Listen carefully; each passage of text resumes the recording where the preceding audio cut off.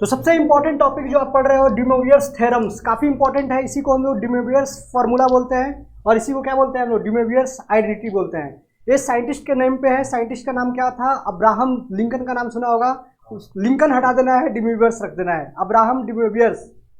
तो सबसे जो इंपॉर्टेंट पार्ट है, जो ये काफ़ी इंपॉर्टेंट है, कम्प्लेक्स नंबर का पार्ट है आपको लिए, और क्वेश्चन इस पे आते हैं।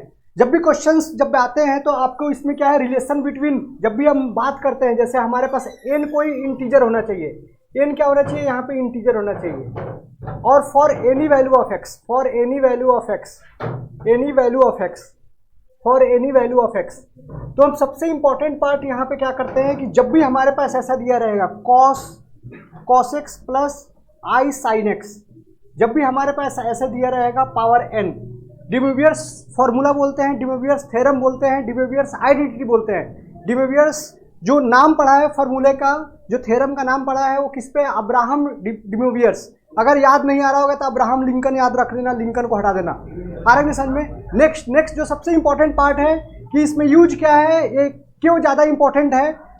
ये जो थ्योरम है ये स्टैब्लिश करता है relation between complex number and trigonometry. यहाँ पे हमारे पास क्या है, यहाँ पे देखो ये कम्प्लेक्स नंबर है आई, और यहाँ पे साइन एक्स और कॉस एक्स क्या है, साइन एक्स और कॉस एक्स क्या है, ट्रिग्नोमेट्री है। So it establishes the relation between complex number and trigonometry.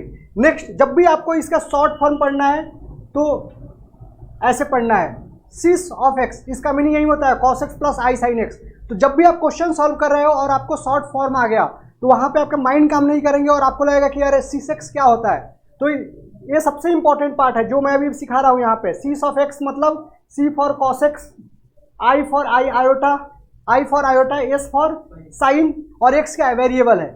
इसलिए याद रखना है जब भी आप क्वेश्चन सॉल्व करने जाओगे तो ये जो नोटेशन है काफ़ी इंपॉर्टेंट है। जब भी आपके एमएसटी सीटी क्वेश्चन में ऐसे क्वेश्चन पूछे जाते हैं तो डायरेक्टली आपको यही समझना है, सीस ऑफ एक्स का मीनिंग क्या है, कॉस एक्स प्लस आई साइन एक्स का पावर एन। फिर से बता रहा हूँ, डे मोवियर्स थ्योरम क्या है, ये एक अब्राहम डे मोवियर्स साइंटिस्ट थे, उन्होंने एक एस्टैब्लिश किया relation between trigonometry and iota, complex number, इसलिए हम लोग ये पढ़ रहे हैं। तो इसमें बेसिकली होता क्या है, फॉर्मूला होता क्या है, ये जो पावर एन जो दिख रहा है ना, ये पावर एन जो है कोफिशिएंट हो जाता है, ये पावर एन क्या हो जाता है, कोफिशिएंट हो जाता है। पावर एन क्या हो जाता है, कोफिशिएंट, मतलब आप डायरेक्टली ऐसे लिख सकते हो।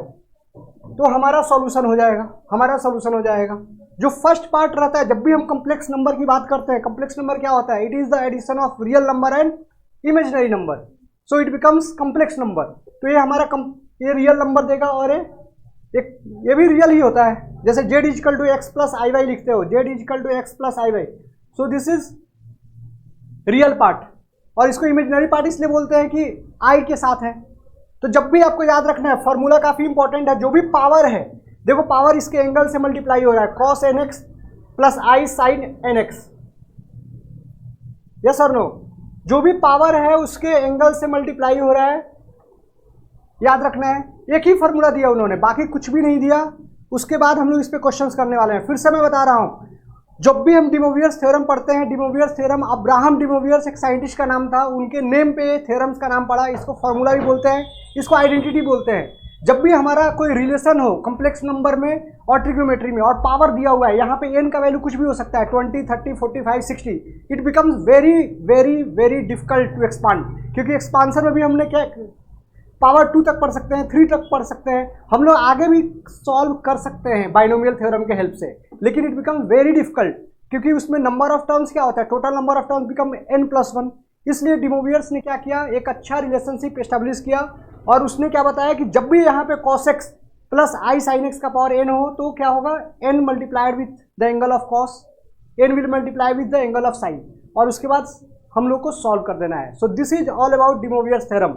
इस पे एक क्वेश्चंस करके मैं सॉल्व करके बताता हूँ, सो दैट आपको आइडिया आ जाए और आप क्वेश्चन को सॉल्व कर पाओ। हमने क्या बताया, de Moivre's theorem, by help of de Moivre's theorem, जो पावर 15 है, it will be multiply with the angle of cos, so it becomes 15 pi upon 10, it becomes 15 pi upon 10। Same same same, maths is all about pattern, so इसमें भी हम same concept use करने वाले हैं। सो आप क्या लिखोगे, 3 5 जा एंड 2 5 जा, 3 5 जा 2 5 जा, मीन्स आपके जो वैल्यू आने वाले हैं cos 3 pi by 2 minus I sine 3 pi by 2। अभी आपने ट्रिग्नोमेट्री क्लास 11 12 में पढ़ चुके हो, तो इसलिए आप इसको फॉर्मूला में ड्राइव कर सकते हो, pi plus pi by to minus I sign pi plus pi by to.